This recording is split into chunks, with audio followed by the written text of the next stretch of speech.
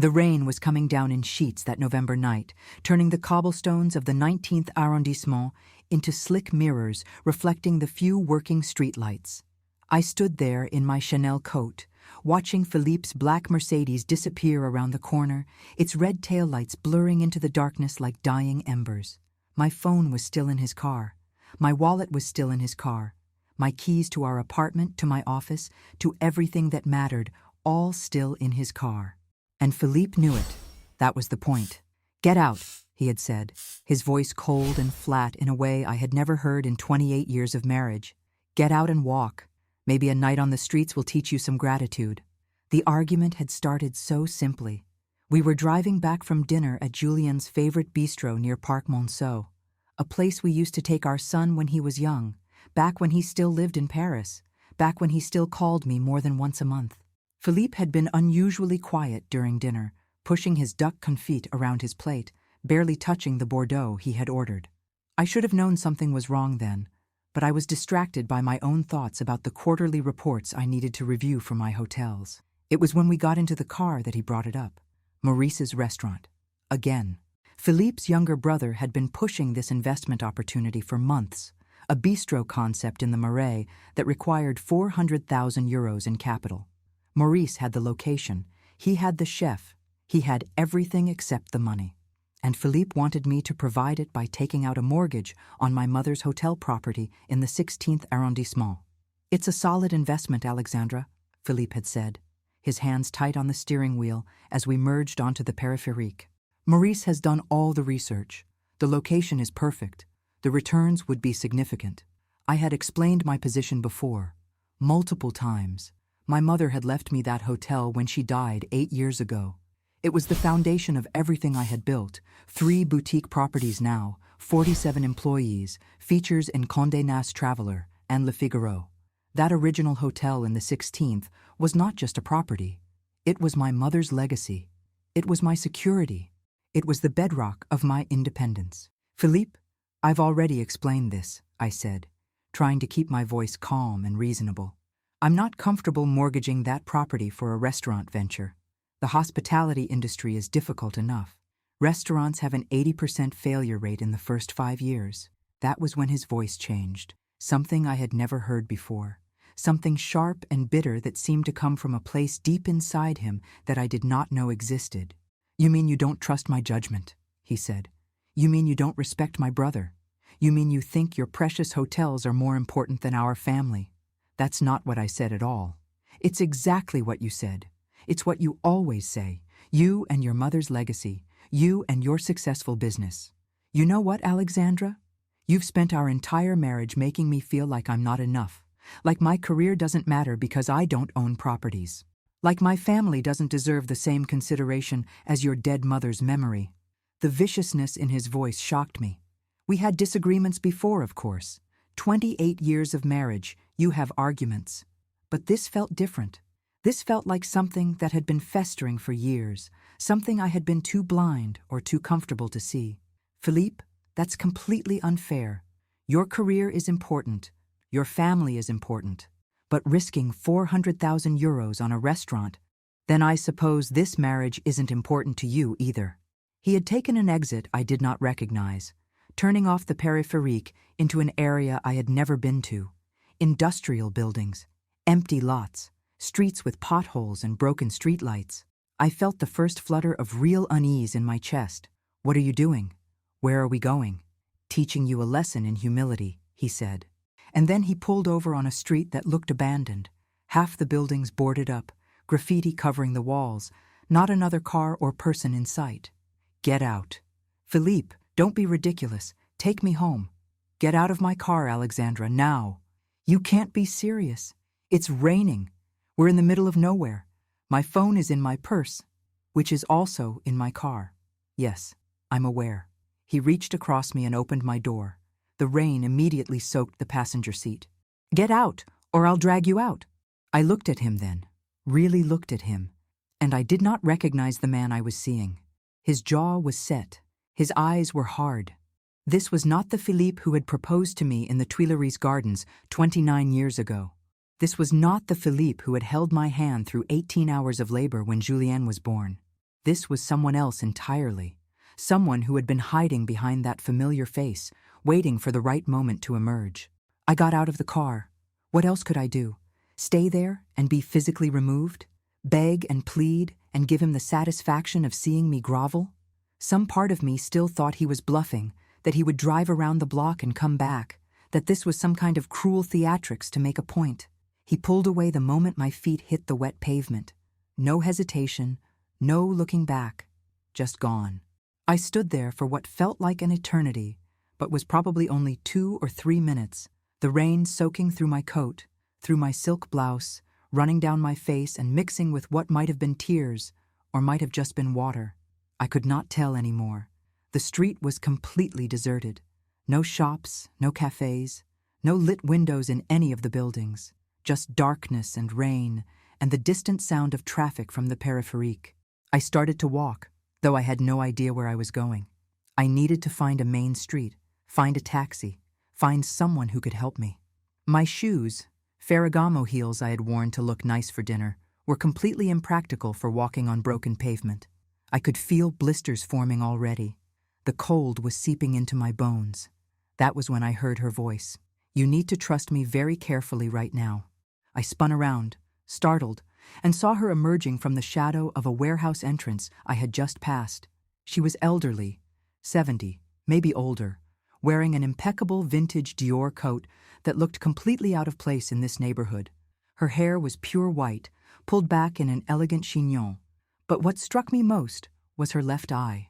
It was completely clouded over with cataracts, a milky white that contrasted sharply with her right eye, which was a piercing blue, and looking at me with an intensity that made me catch my breath. "I saw what happened," she said, her voice low and commanding despite her age. "Your husband abandoned you here, left you with nothing. Yes, but I'll be fine. I just need to find—" "You need to pretend to be my daughter." I stared at her. "I'm sorry, what?" "My driver is arriving in exactly 5 minutes. When he gets here, you are going to be Catherine Marchand, my daughter, recently returned from 20 years in Montreal. You are going to get into my car, come to my home, and let me help you teach your husband the lesson he deserves. Or you can try to walk out of here alone, soaking wet, with no phone and no money, and hope you find your way to safety before something worse happens to you." The rational part of my brain was screaming that this was insane, that I should not get into a car with a strange woman, no matter how well dressed she was, that this could be a trap, a scam, something dangerous. But the look in her one good eye told me something different. It told me that she knew exactly what I was feeling right now, that she had been exactly where I was standing, that she understood the shock and betrayal and humiliation of being discarded like garbage by someone who had promised to love you forever. "Who are you?" I whispered. "My name is Geneviève Marchand. I am 74 years old. I am worth approximately 220 million euros, and I have been waiting 27 years for someone like you to walk past my property so I could finally use everything I learned from my own betrayal to help someone else get justice." She held out her hand to me. The rain was falling harder now, and I was shivering so violently I could barely control my body. In the distance, I could see headlights approaching. "Your husband thinks he has broken you tonight," Geneviève said softly. "He thinks he has taught you your place. He thinks you will come crawling back grateful and submissive and willing to give him whatever he wants. But I promise you, Alexandra, yes, I heard him say your name before he threw you out.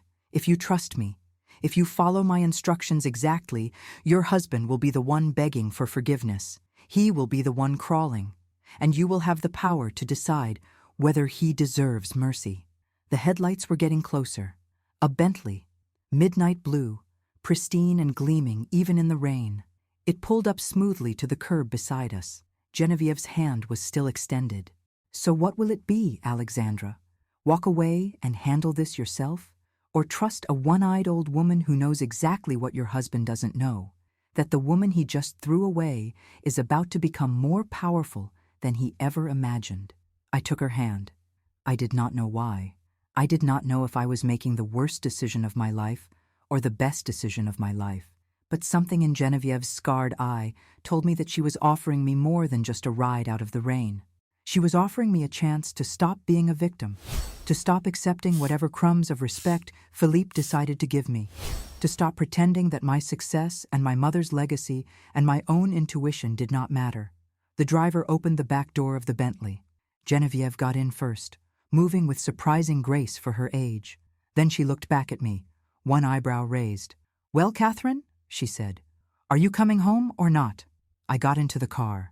The door closed behind me with a soft, expensive click. The interior smelled like leather and jasmine. The heater was running, and the warmth felt like a physical embrace after the cold rain. Geneviève smiled at me, and for the first time since Philippe had driven away, I felt something other than shock and despair. I felt possibility. "Now," she said as the Bentley pulled smoothly away from that terrible street, "let me tell you exactly what we're going to do to make your husband realize he just made the worst mistake of his miserable life." I suppose I should explain how I ended up in that car on that rainy November night, how my marriage had deteriorated to the point where my husband could abandon me on a deserted street without apparent remorse. The truth is, the signs had been there for months, maybe years. I had just been too comfortable, too trusting, or perhaps too afraid to acknowledge what was happening right in front of me. My name is Alexandra Rousseau. I am 56 years old. I own 3 boutique hotels in Paris, properties that generate approximately 1.2 million euros annually after expenses. I employ 47 people across my 3 locations. I have a son named Julien who is 32 and works for a tech company in San Francisco.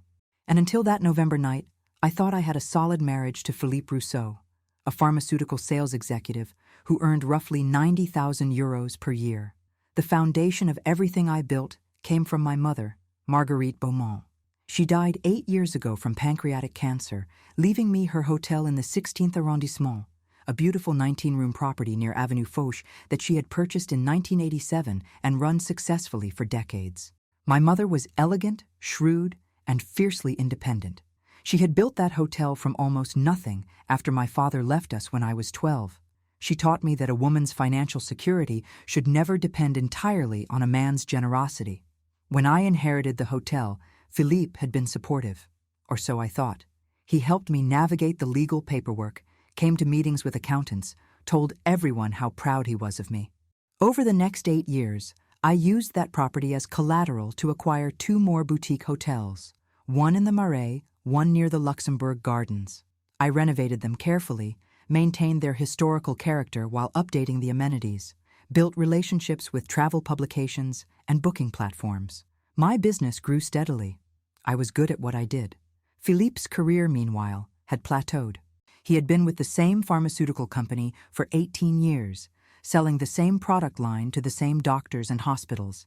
His salary had increased modestly over the years, but there were no promotions, no major achievements, nothing that changed the fundamental trajectory of his professional life.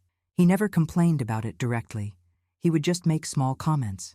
"Must be nice to be your own boss," he would say.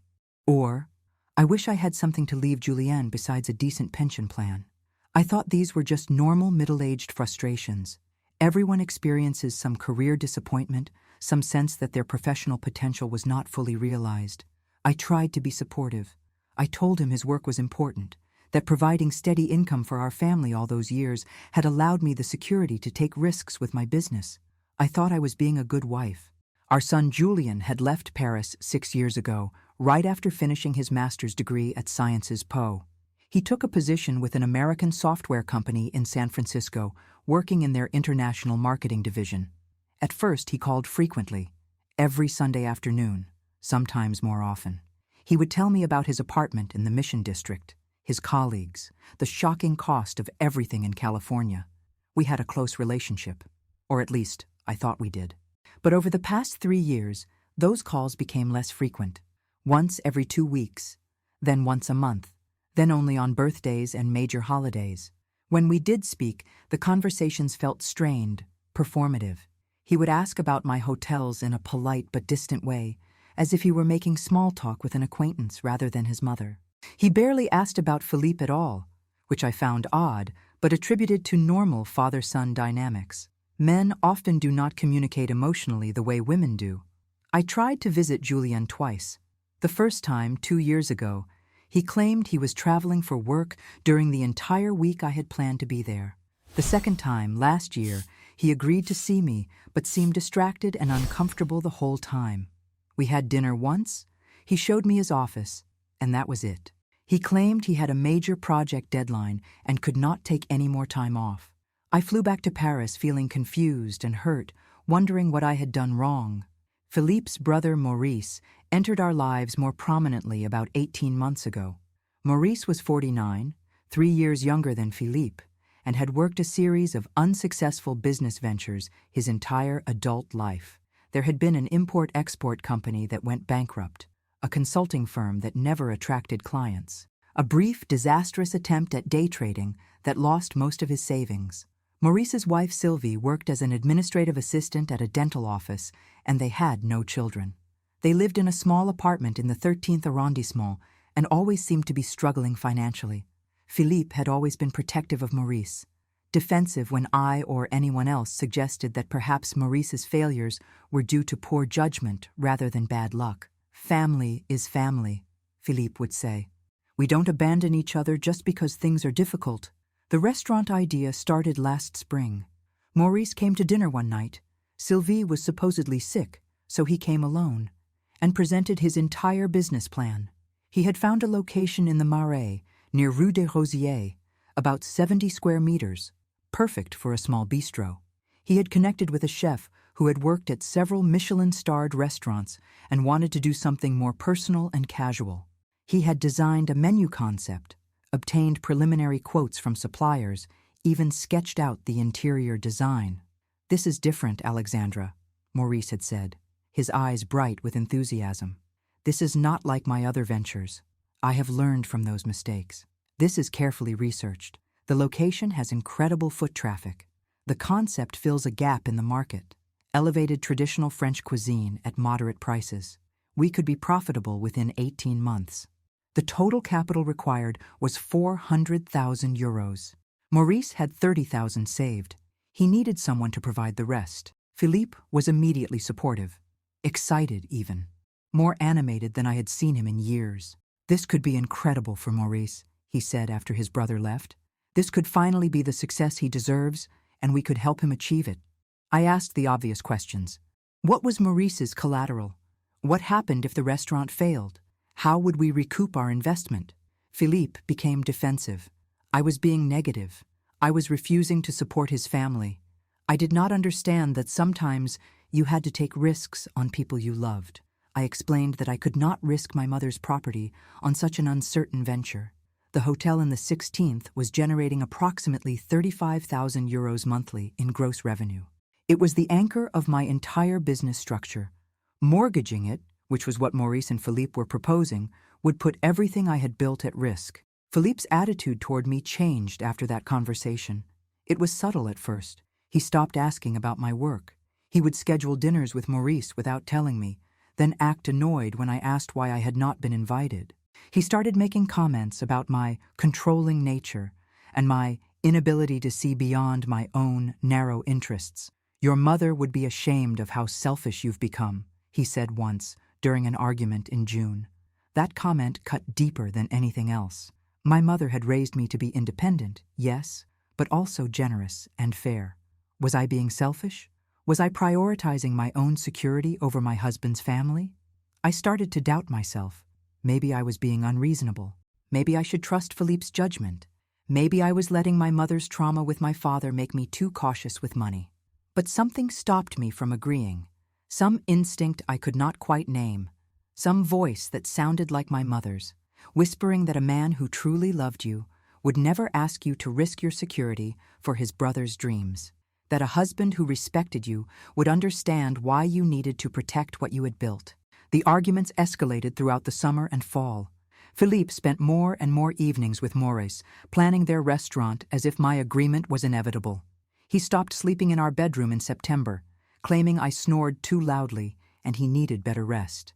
He became cold during the rare times we were together, answering my questions with one-word responses, acting as if my presence irritated him.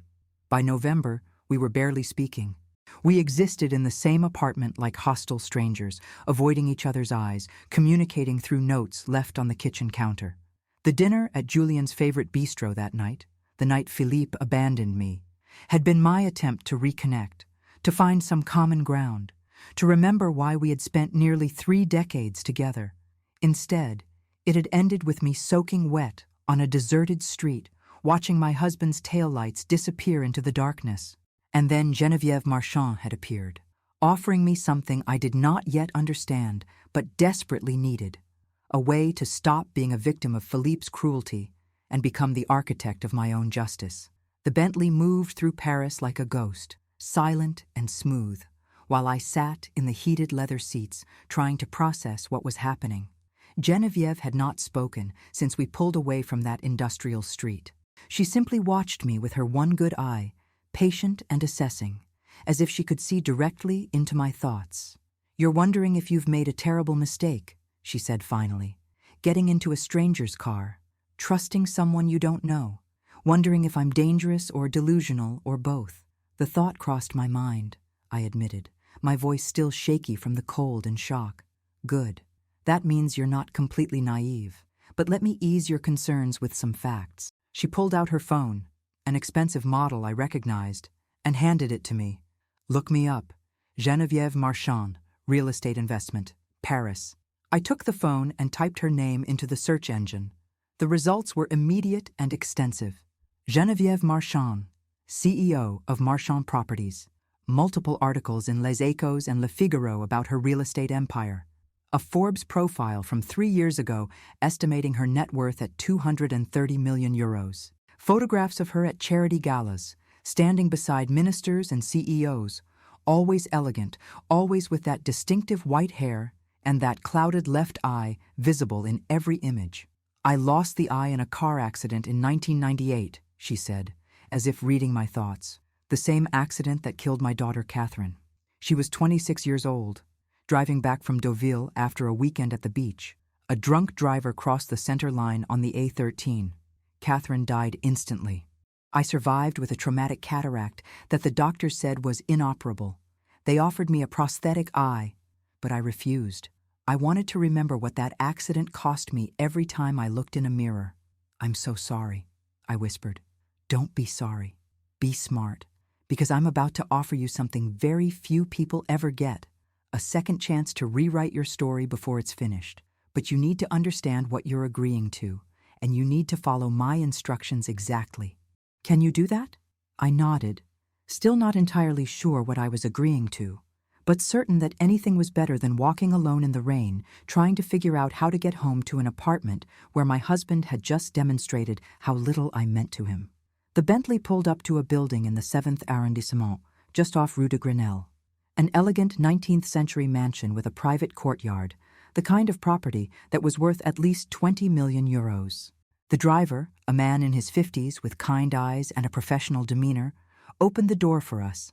Geneviève moved with surprising grace for her age, and I followed her into a foyer that took my breath away. Marble floors, crystal chandeliers, original moldings that had probably been there since Napoleon III. "This is my home," Geneviève said simply. "I've lived here for 42 years. Come, we have work to do." She led me to a sitting room on the 2nd floor, where a fire was already burning in the fireplace. She gestured for me to sit, then poured 2 glasses of cognac from a crystal decanter.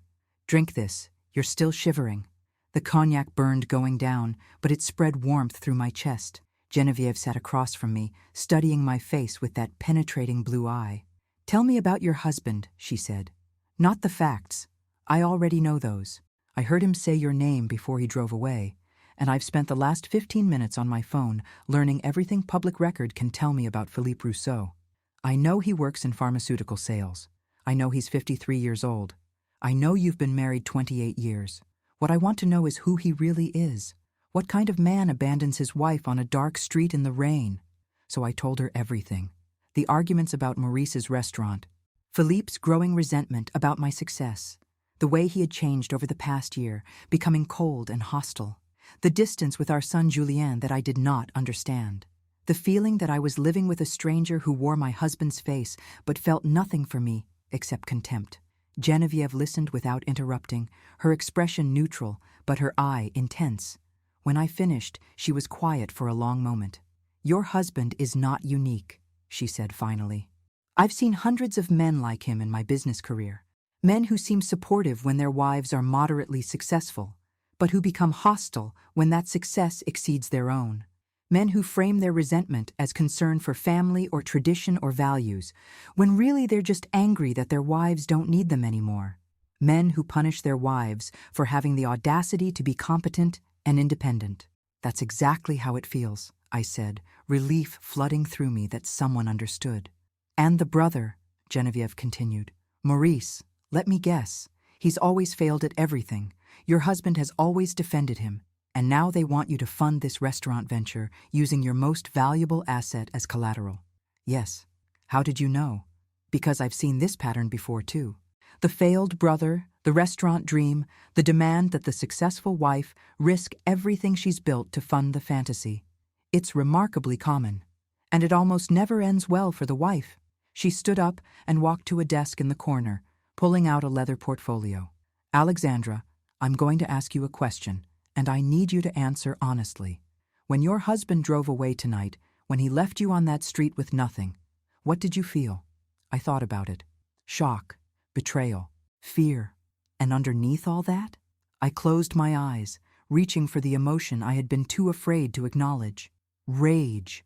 "Good, hold on to that rage, because we're going to need it."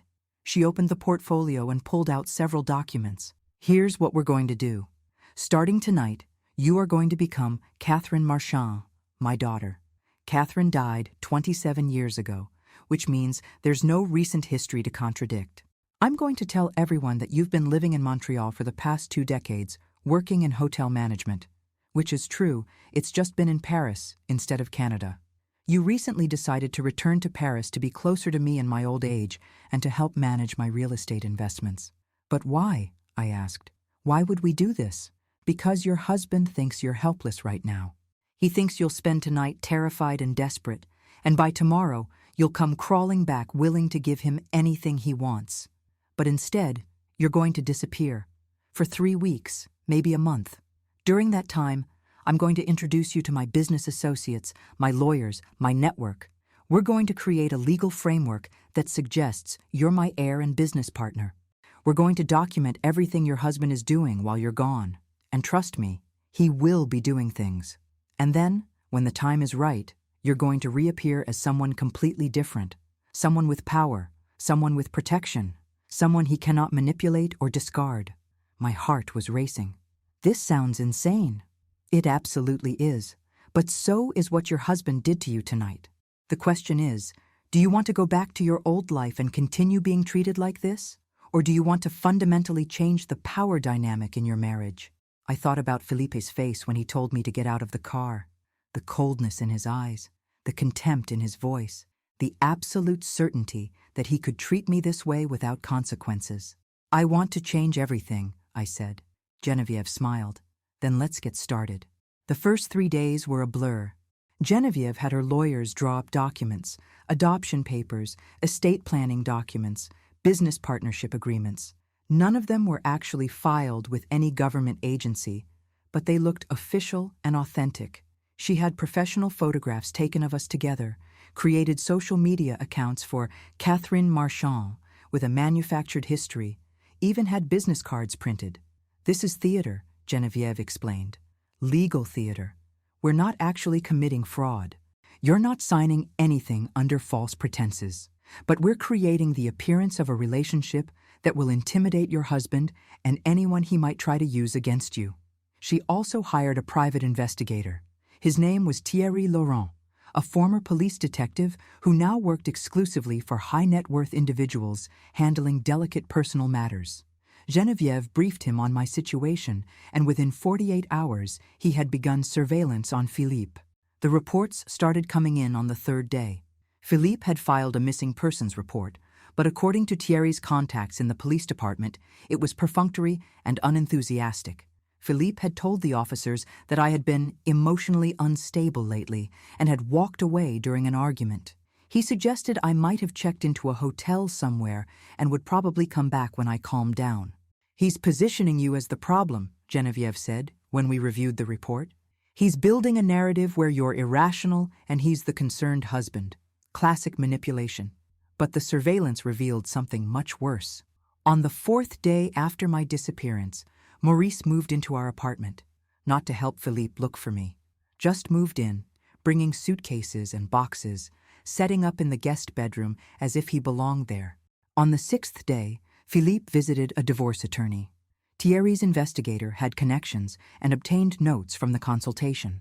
Philippe had inquired about asset division in French law, specifically asking about marital property rights and how to contest ownership of assets acquired during marriage.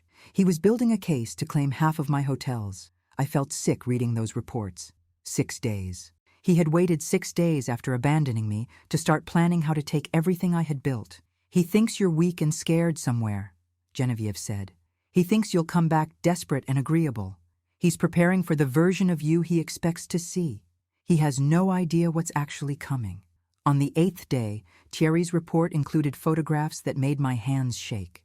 Philippe and Sylvie, Maurice's wife, at a café near République, sitting very close together, his hand on her knee under the table.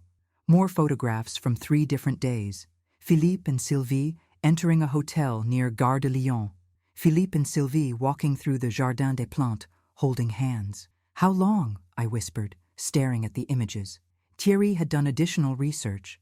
Credit card records that Maurice had apparently shared with Philippe showed hotel charges going back 8 months. 8 months of afternoons at boutique hotels around Paris. 8 months while Philippe was lecturing me about family values and the importance of supporting his brother. He's been sleeping with his brother's wife, I said, the words tasting like poison, while asking me to fund their restaurant, while calling me selfish and cold. Men like your husband often project their own failures onto their wives, Geneviève said quietly. He's been betraying you and his brother simultaneously, so he needs you to be the villain in his story. Otherwise, he'd have to face what he actually is. I spent that evening alone in the guest suite Geneviève had given me, crying for the first time since that night in the rain. Not because I still loved Philippe. I had realized by then that whatever love I once felt had died the moment he drove away, but because I had wasted 28 years on someone who was capable of this level of deception and cruelty. The next morning, Geneviève found me in the breakfast room, my eyes still red. She set down a cup of coffee in front of me and sat across the table. "Are you ready to fight?" she asked. "Yes." "Good. Because tomorrow night I'm hosting a charity gala at the Hotel Plaza Athénée. 300 guests, ministers, CEOs, old money families, new money entrepreneurs. The kind of event that gets covered in Le Figaro and Paris Match. And you're going to attend as Catherine Marchand, my daughter and heir, making your debut in Parisian society." My stomach dropped. "Philippe will be there?" "Not originally. But I've arranged for him to receive a last-minute invitation through his pharmaceutical company connections. They sponsor one of the charitable foundations involved. He'll come because he's trying to maintain appearances while you're missing. He'll come because he thinks he's still the respectable husband concerned about his troubled wife. And when he sees me, when he sees you, he'll realize that the woman he threw away on that rainy street has just become untouchable. That you're under my protection. That you have resources and connections he can't fight, and that every nasty thing he's been planning while thinking you were weak and desperate is now documented and can be used against him. I took a shaky breath. What if he tries to claim I abandoned him, that I'm the one who disappeared? He can try, but we have something better than claims. We have evidence. Thierry has been very thorough. We know about the affair with Sylvie. We know about the divorce attorney. We know about his attempt to position you as mentally unstable. We know about Maurice moving into your apartment. And most importantly, we know exactly what happened that night, that he drove you to an industrial area and abandoned you in the rain with no phone, no money, no way to get home. That's not a wife leaving her husband. That's spousal abandonment. That's potentially criminal behavior. She pulled out another folder, this one much thicker. Thierry has also been investigating your son, Julien, and Alexandra. I think you need to prepare yourself for what we found. My heart stopped.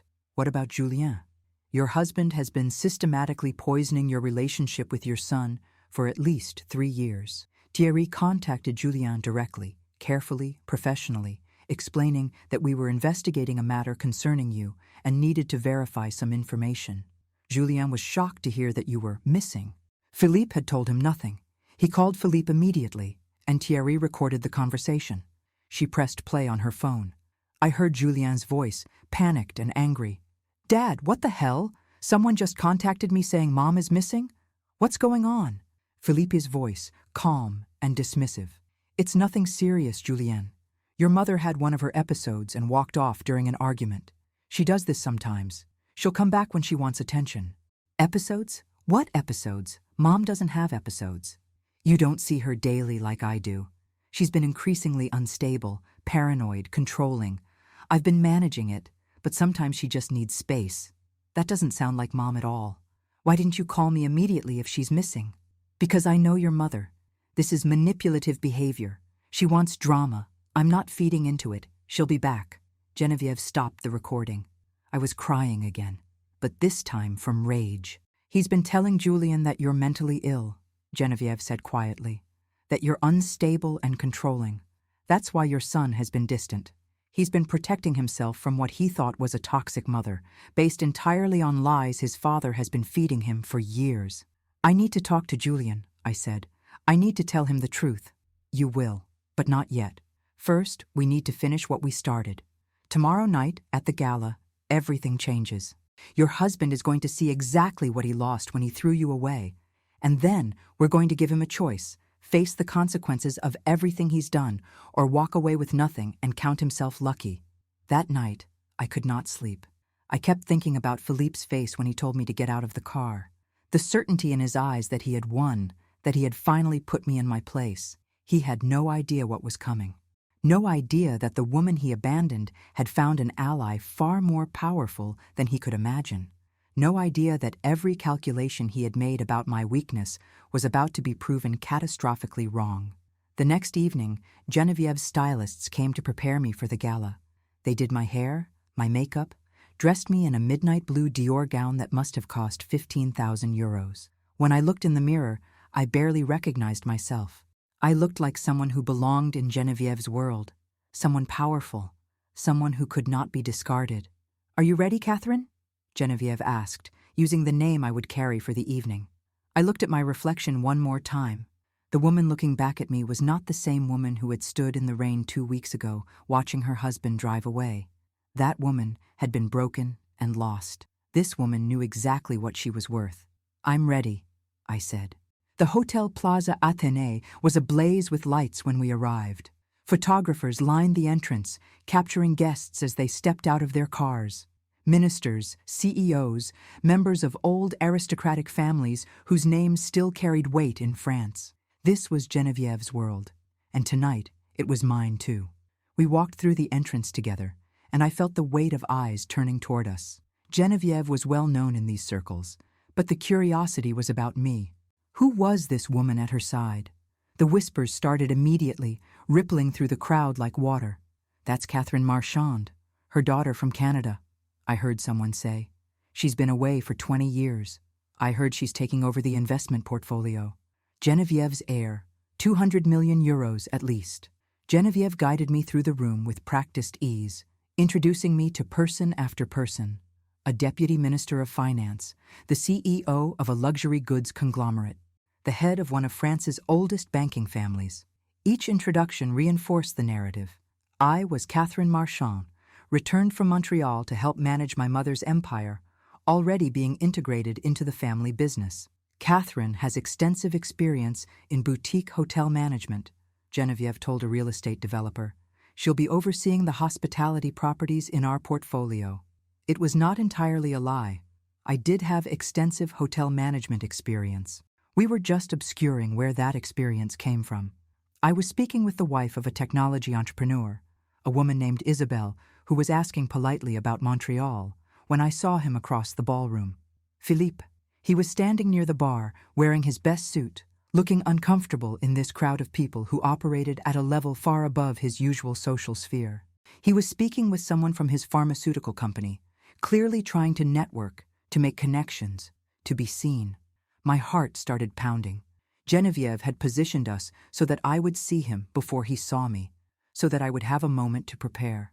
Breathe, Geneviève whispered beside me. Remember who you are tonight.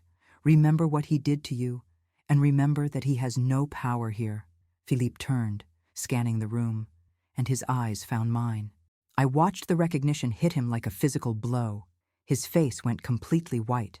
His mouth opened slightly. The glass he was holding tilted, spilling champagne onto his shoes, but he did not seem to notice. He started moving toward me immediately, pushing through the crowd with none of his usual social grace. People turned to look at him, frowning at his rudeness. But Philippe's eyes were locked on mine, and I could see panic flooding through him. "Alexandra," he said when he reached me, his voice too loud, attracting attention. "Alexandra, what are you doing here? Where have you been? I've been looking everywhere for you. The police." "I'm sorry," I said calmly, my voice cool and polite. "I think you've mistaken me for someone else. My name is Catherine Marchand." He stared at me as if I had slapped him. "What? No. You're my wife. You're Alexandra." "What is this? What's happening?" Geneviève stepped forward, her one good eye fixed on Philippe with an expression of polite confusion. "I'm sorry, monsieur, but you're mistaking my daughter for someone else. Catherine has been in Montreal for the past 20 years. She only returned to Paris 3 weeks ago." "3 weeks," Philippe repeated, his voice cracking. 3 weeks. You've been gone for 3 weeks, Alexandra. I filed a police report. I've been worried sick." "Worried sick?" I said quietly, letting just a hint of steel enter my voice. "Is that what you were feeling when you visited a divorce attorney on the 6th day after I disappeared? When you started planning how to take half of my hotels?" His face went from white to red. "How do you know about that? Who told you about that? Or perhaps you were worried sick when you were meeting Sylvie at that hotel near Gare de Lyon," I continued, my voice still calm, still quiet, but cutting.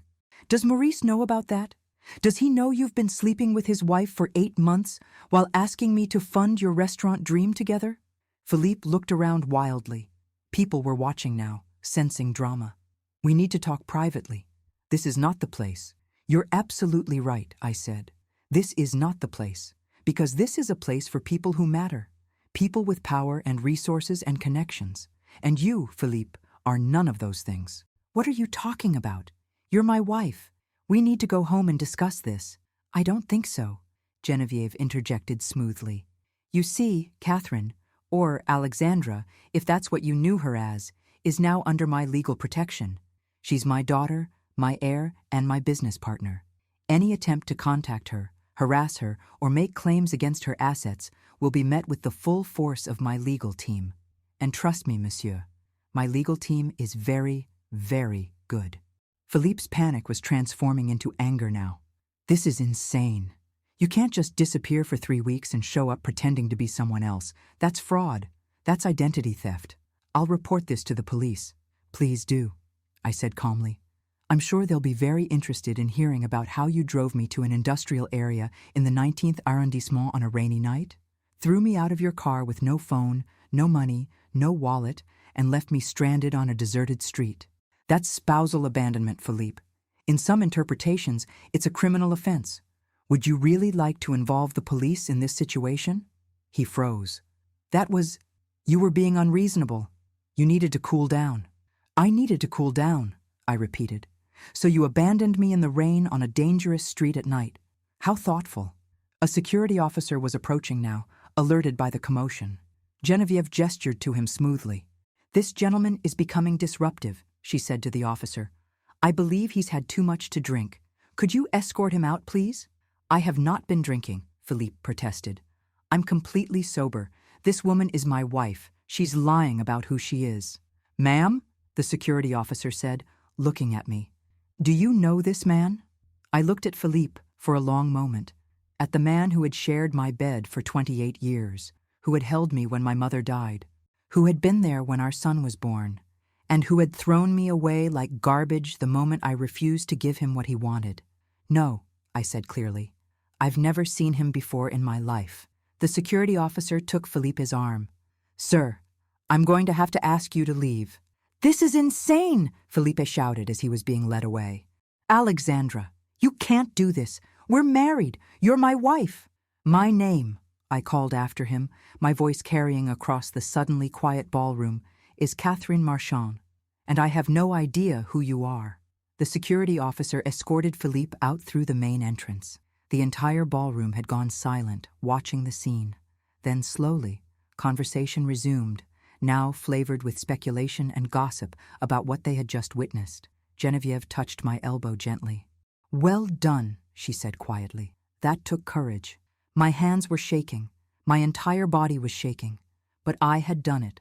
I had looked Philippe in the eyes and refused to be the weak, desperate woman he expected.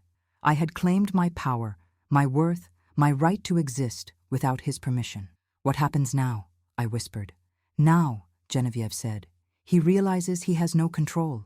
Now he panics. And now we wait for him to make his next move, which will be desperate and stupid, and which will give us everything we need to destroy him completely." A waiter approached with champagne. I took a glass with trembling hands and raised it to my lips. Across the ballroom, I caught the eye of the Deputy Minister of Finance I had met earlier. He smiled and nodded respectfully, as if I belonged here, as if I was exactly who I claimed to be. And perhaps, I thought, I was. Philippe called 17 times that night, 17 calls to the phone number he had always used for me, the number that now went unanswered because my old phone was still in his Mercedes from that rainy night 3 weeks ago. He left voicemails that Geneviève's technical people retrieved through contacts at the phone company. I listened to them the next morning in her sitting room, each message more desperate than the last. The first few were angry. "Alexandra, what the hell was that last night? Call me immediately. This has gone too far. Whatever game you're playing, it stops now." By the 10th message, anger had shifted to pleading. "Please, just talk to me. I know I made mistakes, but we can fix this. We've been together 28 years. That has to mean something." The final message, left at 3 a.m, was different. His voice was quiet, calculated. "I spoke to my attorney this morning. What you're doing is illegal. Identity fraud, abandonment of marital duties, theft of marital assets. If you don't contact me within 24 hours, I'm filing for divorce and seeking full division of all properties, including your mother's hotel, all 3 of them. You have until tomorrow night." I looked at Geneviève. Can he actually do that? He can try. French marital property law is complex. Assets acquired during marriage are generally considered community property unless specifically protected by prenuptial agreement, which I assume you don't have? "No, we married young. I never thought about protecting assets because I didn't have any then. Then legally, he does have a claim. Not to the hotel you inherited. That remains separate property. But the 2 hotels you acquired using that property as collateral during your marriage? Those are potentially vulnerable." My stomach dropped. So he could take them. He could try. But here's what he doesn't know. While you've been here with me, my legal team has been very busy. We've created a corporate restructuring of your hotel properties that transfers operational control to a newly formed company, Catherine Marchand Hospitality Group. The ownership is complex, involving multiple layers of holding companies, all technically legal, but extremely difficult to unwind. By the time Philippe's lawyers figure out the structure, we'll have established enough precedent and documentation to make any claim he has extremely expensive and time-consuming to pursue. Is that legal? Absolutely. Women with significant assets do this kind of corporate restructuring all the time to protect themselves in divorce situations. We're just doing it preemptively and comprehensively. She handed me another folder. But this is where it gets interesting. Thierry has completed his investigation, and what he's found is quite remarkable. I opened the folder and started reading. The first section detailed Philippe's affair with Sylvie. Not just 8 months, but actually closer to 14 months, with credit card receipts, hotel records, and text messages that Thierry's investigator had obtained through methods I decided not to ask about. The messages were explicit and damning. Philippe telling Sylvie he loved her. Sylvie saying she wanted to leave Maurice, but needed Philippe to have money first. Both of them discussing how they could convince me to fund the restaurant so they would have a shared asset to divide later. They were planning this, I whispered. The restaurant wasn't Maurice's dream. It was their exit strategy. Keep reading, Geneviève said. The next section was about Maurice's financial situation. He was deeper in debt than I had realized, over 60,000 euros owed to various creditors, including 2 months behind on rent. The restaurant plan had never been realistic. Maurice did not have 30,000 euros saved. He had nothing. The entire business proposal had been fabricated to extract money from me. But the most devastating section was about Julien. Thierry had done extensive research into my son's communication patterns, and what he found was systematic manipulation. Philippe had been intercepting my calls and emails to Julien for over 2 years, responding from my accounts with messages designed to sound cold and distant. When Julien tried to reach me directly, Philippe would tell him I was too busy with my hotels to talk, that I had said Julien was being needy and demanding. "He created a false version of you," Geneviève said quietly. "He made your son believe his mother didn't care about him, didn't have time for him, resented his success in America. All so Julien would distance himself and you'd feel more isolated and dependent on Philippe." I felt physically sick. Why would he do this? What did he gain? Control. As long as you felt like you were losing your son, you'd be more likely to do whatever Philippe wanted to maintain family harmony. It's a classic abuser tactic. Isolate the victim from their support system. I need to talk to Julien. Right now. We already have. Thierry contacted him yesterday with all the evidence. Julien has been trying to reach you, but obviously you don't have access to your old phone. He's flying to Paris tonight. He'll be here tomorrow morning. Tears were streaming down my face. He's coming?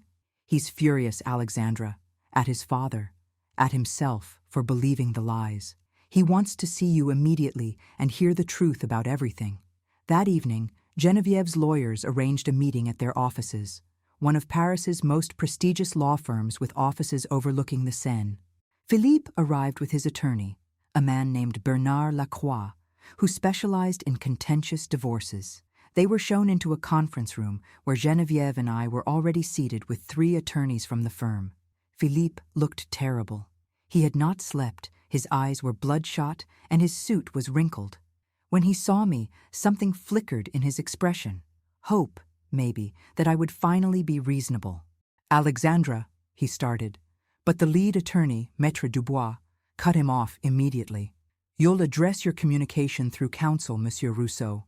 This is a legal proceeding, not a marital discussion." Philippe's attorney opened his briefcase and pulled out documents. "My client is prepared to file for divorce on grounds of abandonment. Madame Rousseau disappeared without notice, failed to contact her husband for 3 weeks, and has fraudulently represented herself under a false identity. We're seeking full division of marital assets, including the 2 hotel properties acquired during the marriage, along with compensation for emotional distress and damage to my client's reputation." Maître Dubois smiled. It was not a pleasant smile. How interesting. "Let's discuss abandonment, shall we?" He pressed a button on the conference room screen, and security footage appeared. It took me a moment to recognize what I was seeing, the industrial street where Philippe had left me. The camera was from a warehouse across the street, and it showed everything. Philippe's Mercedes pulling over, the passenger door opening, me getting out, clearly distressed, soaking wet from the rain, Philippe driving away immediately, me standing alone on that dark street. "This footage is time-stamped November 8th at 9:47 p.m., Maître Dubois said. "It shows your client forcing his wife out of his vehicle in an industrial area at night in the rain and driving away, leaving her with no phone, no wallet, and no means of getting home safely. That, Monsieur Lacroix, is the legal definition of spousal abandonment, and depending on the prosecutor's interpretation, it could also constitute reckless endangerment." Philippe's face had gone white. "How did you get that footage? That's private property." "The property owner is a client of Madame Marchand," Maître Dubois said smoothly. When she explained the situation, he was happy to provide the security footage. It's now part of the official record. Bernard Lacroix was trying to maintain his composure, but I could see him reassessing the situation. My client's actions were regrettable, perhaps, but they were in response to extreme provocation. Madame Rousseau had been emotionally abusive and controlling throughout their marriage. "Emotionally abusive," Maître Dubois repeated. "Let's explore that claim." Another document appeared on the screen. Bank records showing Philippe's hotel charges with Sylvie over 14 months, Text messages between Philippe and Sylvie discussing their affair and their plan to manipulate me into funding the restaurant. Emails between Philippe and Maurice, fabricating the restaurant business plan with inflated numbers and false financial projections. Your client, Maître Dubois said, has been conducting an affair with his brother's wife for over a year, while simultaneously pressuring his own wife to risk her business assets to fund a fraudulent restaurant venture. That's not emotional abuse by Madame Rousseau. That's financial manipulation and marital infidelity by your client. He pulled up another document. Furthermore, we have evidence that your client systematically interfered with Madame Rousseau's relationship with their adult son, intercepting communications and creating false narratives designed to alienate the son from his mother. That's parental alienation and emotional abuse by your client. Philippe stood up abruptly. This is bullshit. You've been spying on me. This is an invasion of privacy. Sit down, Philippe, his attorney said sharply. Then to Maître Dubois. What is your client seeking in this divorce? Complete dissolution of the marriage with no financial settlement to Monsieur Rousseau. Madame Rousseau's hotel properties remain entirely under her control. They've been restructured into corporate entities that predate any divorce filing. Your client will vacate the marital apartment within 7 days. He will have no claim to any assets, properties, or income streams associated with Madame Rousseau's business interests. That's insane, Bernard said. French law provides for equitable division of marital assets. Equitable division assumes good faith by both parties, Maître Dubois countered. When one party has committed fraud, maintained extramarital affairs, and engaged in financial manipulation, the court has broad discretion to deny that party's claims. We're prepared to argue this case publicly, with all evidence entered into the public record. That would include the affair with the sister-in-law, the fraudulent restaurant scheme, the parental alienation, and the spousal abandonment. Is your client prepared for that level of public scrutiny? Philippe was breathing hard, his face red. You can't do this. I have rights. We were married for 28 years. You forfeited those rights, I said quietly, speaking for the first time. When you threw me out of your car and drove away. When you started planning to steal my business before you even knew if I was safe. When you poisoned my son against me for 2 years so I'd be isolated and controllable.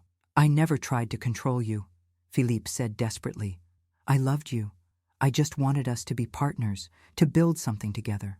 You wanted me to fund your dreams while you slept with your brother's wife and planned to leave me once you had access to my money. That's not partnership. That's a con. Maître Dubois placed another document on the table.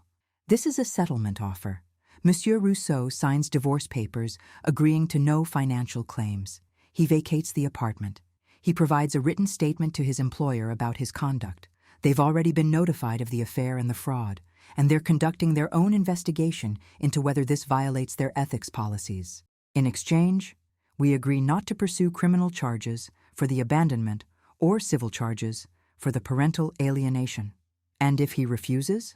Bernard asked. Then we go to court. All evidence becomes public record. The affair, the fraud, everything.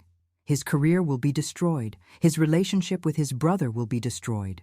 His relationship with his son, well, that's already destroyed, but it will be cemented as such. And he'll still lose in court because the evidence is overwhelming. Philippe looked at his attorney desperately. Bernard studied the documents for a long moment, then said quietly, You should sign this, Philippe. It's the best offer you're going to get. But I'll have nothing, Philippe said, his voice breaking. The apartment is hers. I have no savings. Where am I supposed to go? You could ask Sylvie, I said coldly. I'm sure she'll be delighted to learn that the restaurant plan was fake and that you never had any money to leave your wife. Or you could ask Maurice for help once he finds out you've been sleeping with his wife for over a year. I'm sure he'll be very understanding. Philippe slumped in his chair. This is because I wouldn't support your mother's precious hotel. All of this is because I dared to ask you to help my family. No, I said, standing up and walking over to stand directly in front of him. This is because you are a liar and a cheat and a manipulator who treated me like property instead of a partner. This is because when I refused to do what you wanted, you threw me away like I was nothing. And this is because you systematically destroyed my relationship with my son so I would be too isolated to leave you. I leaned down so we were at eye level.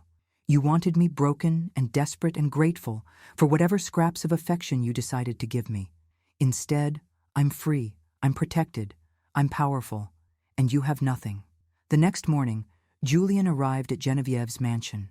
I was in the sitting room when he came in, and for a moment we just stared at each other. My son, 32 years old now, tall and successful, and looking at me with tears streaming down his face. "Mom," he said, his voice breaking. "Mom, I'm so sorry." I believed him. For 2 years, I believed everything he said about you. I crossed the room and pulled him into my arms, and we both cried. He told me about the emails that had seemed cold and distant, the phone calls where I supposedly had no time for him, the messages Philippe had showed him where I allegedly complained about his neediness. All fabrications, all designed to keep us apart. He told me you resented my success, Julien said, that you were jealous I had moved to America and built a career independent of your hotels. He said you told him I was selfish and ungrateful. And I believed him because the person I talked to on the phone did sound cold and distant, but it was him answering your phone, using your email. I thought I was talking to you, but it was always him. "It's not your fault," I said, holding his face in my hands. "He's your father. You trusted him. That's what children are supposed to do. I should have questioned it more. I should have flown here and demanded to see you in person. You're here now. That's what matters." Julien looked around the elegant sitting room, then at Geneviève, who was standing in the doorway.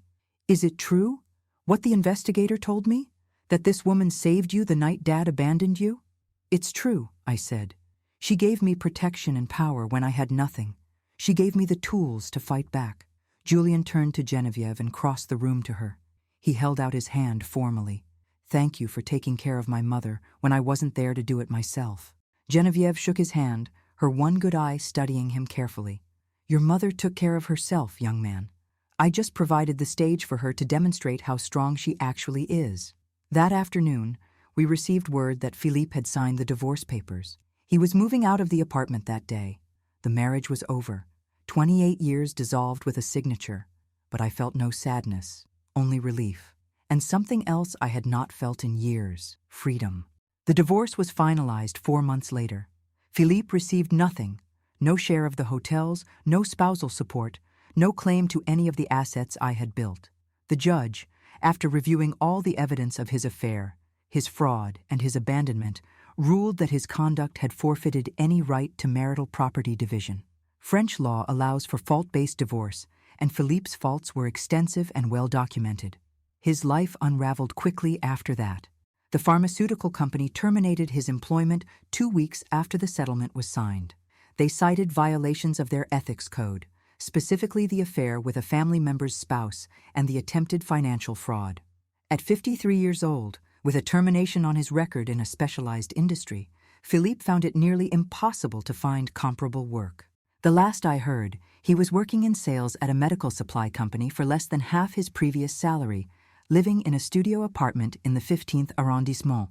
Maurice and Sylvie's marriage ended explosively when Maurice learned about the affair. The restaurant dream died with it. Not that it was ever real to begin with. Maurice filed for bankruptcy 6 months later and moved to Lyon to live with their elderly parents. Sylvie, I heard through mutual acquaintances, moved in with Philippe for about 3 months before realizing that a man with no money and a destroyed reputation was not the prize she had imagined. She left him and moved to Marseille. I felt no satisfaction in their misery, but I felt no sympathy either. They had built their plans on my destruction, and when I refused to be destroyed, their entire scheme collapsed. The most important restoration was with Julien. My son stayed in Paris for 3 weeks after that first reunion, working remotely from Genevieve's guest suite. We spent hours each day talking, rebuilding the relationship his father had systematically demolished. I showed him the evidence of Philippe's manipulation, the intercepted emails, the fabricated conversations, the deliberate campaign to make him believe I did not love him. "I should have known," he kept saying. "I should have questioned it more. Your father is a skilled manipulator," I told him. "He convinced me for years that my success was somehow selfish, that prioritizing my mother's legacy made me cold. He made me doubt myself constantly. You were across an ocean getting false information. You had no reason to doubt him. Julien eventually returned to San Francisco, but our relationship was completely transformed. He called me twice a week now, sometimes more. He told me about his work, his friends, his life, and he listened when I told him about mine. The distance no longer felt like abandonment. It felt like a son building his own life while staying connected to his mother. 6 months after the divorce, Julien made a decision that surprised me. He requested a transfer to his company's Paris office. "I lost 2 years with you because of Dad's lies," he said when he told me. "I don't want to lose any more time. My company has been asking me to help build their European operations. It's a promotion, better pay, and I get to be near you again." He moved into an apartment in the 11th arrondissement, close enough to visit regularly but far enough to maintain his independence. We had dinner every Sunday, sometimes at my apartment, sometimes at his, sometimes at restaurants around Paris. We were rebuilding not just our relationship, but our understanding of each other as adults, as individuals beyond the mother-son roles we had played when he was young. My relationship with Geneviève evolved into something I had not expected, a genuine friendship that transcended the dramatic circumstances of our meeting. She never actually adopted me legally. The Catherine Marchand identity had been theater, legal intimidation designed to protect me during the most vulnerable period of the divorce. But Geneviève did bring me into her business network, introducing me to investors and partners who helped me expand my hotel properties. With her guidance and connections, I acquired a 4th property 18 months after the divorce, a small chateau in the Loire Valley that I converted into an exclusive boutique hotel with only 12 rooms. It became the crown jewel of my collection, featured in Travel Plus Leisure, and attracting wealthy international guests who wanted authentic French luxury experiences. Geneviève and I had lunch every Tuesday at her mansion. Sometimes we discussed business. Sometimes we discussed nothing important at all: books, art, the absurdities of Parisian society. She told me stories about her daughter Catherine, the real Catherine who had died in that car accident 27 years ago. She showed me photographs, shared memories, and gradually let me into the grief she had carried alone for so long. "You didn't replace her," Geneviève told me once. "No one could. But you gave me something I had not felt since she died, the sense that I could still help someone, still make a difference in someone's life. That night when I saw your husband abandon you, I saw an opportunity to finally use my resources and my rage for something good. You saved my life," I said. "No, I gave you tools. You saved yourself."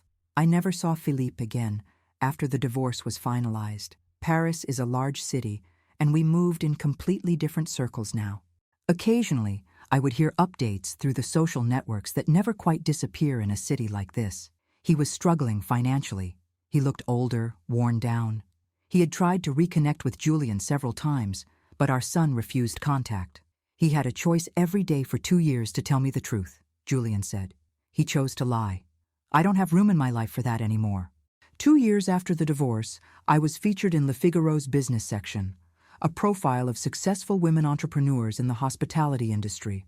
The article mentioned my 4 properties, my annual revenue of approximately 2 million euros, and my reputation for creating intimate luxury experiences. It quoted me discussing my business philosophy, my commitment to preserving historical architecture, and my mother's influence on my career. I wondered if Philippe saw the article. I wondered if he understood then what he had thrown away that night on that rainy street. A partner who could have built something remarkable with him if he had treated her with respect. A woman who had loved him for 28 years before he systematically destroyed that love with contempt and betrayal. But mostly, I did not think about him at all anymore. He had become irrelevant to my life, a painful chapter that had closed, a mistake I had learned from. On the 3-year anniversary of that November night, Geneviève hosted a small dinner party at her mansion. Just myself, Julien, and a few of her closest friends.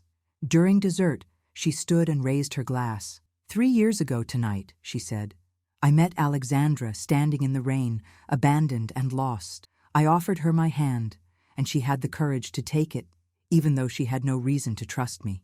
I have watched her rebuild her life, reclaim her power, and become the woman she was always meant to be.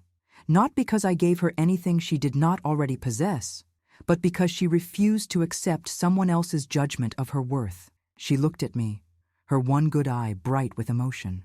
To Alexandra, who taught an old woman that it is never too late to turn destruction into transformation. Everyone drank to the toast. Julien squeezed my hand under the table. I felt tears on my face, but they were not sad tears. They were tears of gratitude and completion. I thought about the woman I had been 3 years ago, standing on that dark street, watching her husband drive away, believing she had lost everything. I thought about how that woman could never have imagined the strength she would discover, the life she would build, the freedom she would claim. Philippe had meant to break me that night. He had meant to teach me humility, to force me into submission, to prove that I could not survive without him. Instead, he had freed me. He had shown me exactly who he was, not the man I had married, but the man he had always been beneath the surface, waiting for the moment my usefulness to him ended. And in throwing me away, he had given me the greatest gift of my life, the gift of knowing I did not need him, the gift of discovering my own strength, the gift of understanding that a woman's worth is not measured by whether someone chooses to stay, but by what she builds when she is finally free to become herself. I raised my glass to Geneviève, to Julien, to the future I had created from the wreckage of my marriage, to transformation, I said, and to fierce, one-eyed women who see your worth when you have forgotten it yourself. We drank together, and I smiled, knowing that the woman who had stood shivering in the rain 3 years ago would be proud of who I had become. Not because I had gotten revenge on Philippe, not because I had taken everything from him the way he tried to take everything from me, but because I had finally learned the most important lesson of all, that the only person who can abandon you permanently is yourself, and I refuse to do that ever again.